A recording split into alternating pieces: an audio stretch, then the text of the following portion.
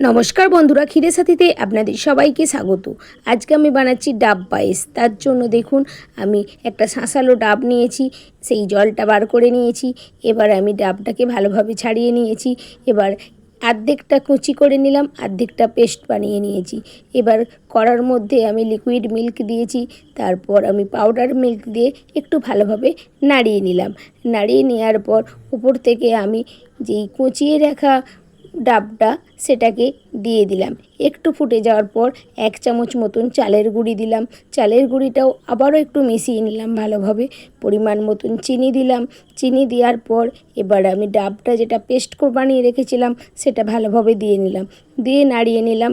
নাড়ানোর পর উপর থেকে আমি কাজু কিশমিশ একদম মিহি করে কুচিয়ে রেখেছিলাম সেটা দিলাম।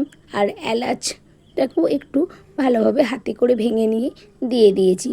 এবার এটা আমি ঠান্ডা করে ফ্রিজে রেখে সার্ভ করব। এত ভালো খেতে লাগে না, বাড়ির গেস্ট এলে অবশ্যই এটা বানিয়ে দেবেন।